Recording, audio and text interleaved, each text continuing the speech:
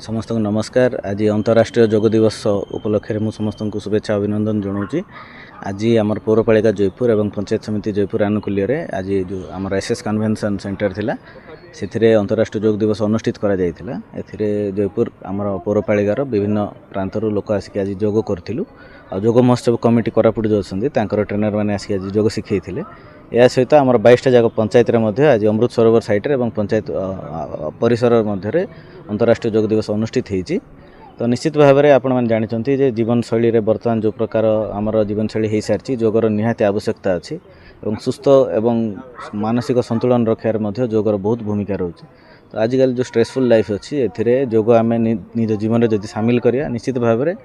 आमर जीवनटा दीर्घस्थायी हे और विभिन्न रोग बेमारी को आम एभॉइड कर पारिया। तो मु आउ थे समस्त को अपील करुँच अनुरोध देखु बर्तमान जमती चलती तो लोक जो आवश्यकता पड़े से टाइम रे ही योग भैल्यूटा जना पड़ो जो आम हॉस्पिटलाइज्ड होचे कि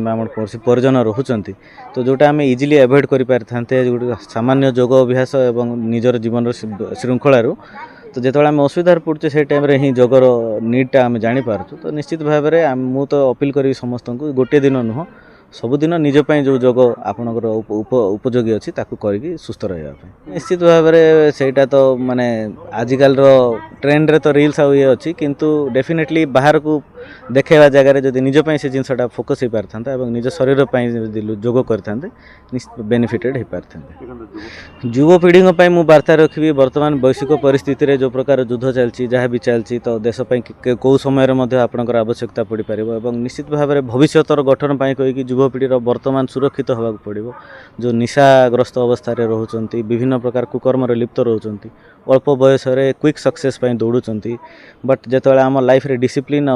योग प्लस निजर किसी गोटे परिश्रम हार्डवर्किंग उपरे जदि कर्म को आपणे नेबे तो ये देशटा आग को बढ़ी पार ना अल्प दिन मध्य आमर विशृंखला कहीकि सामाजिक विशृंखला हुए तो बढ़ी पारे हुए तो आज किए अलग कहीं शिकार होती काली को आमर परिजन कहीं शिकार आसवे से युवपीढ़ी को मोर यह अनुरोध रजेसन रे से जो ट्रेडिशनल पारंपरिक वे अच्छी से आग को बढ़ंतु जोटा वर्ल्ड मानुची आज टाइम रे जे भारतीय जोटा आमर लाइफस्टाइल रही जहाँ भी रही पूर्व बहुत एडवांस थिला। तो वर्तमान विपथगामी कुपथगामी निशाग्रस्त न होगी गोटे सुस्थ समाज गठन में समस्त योगदान देते भल।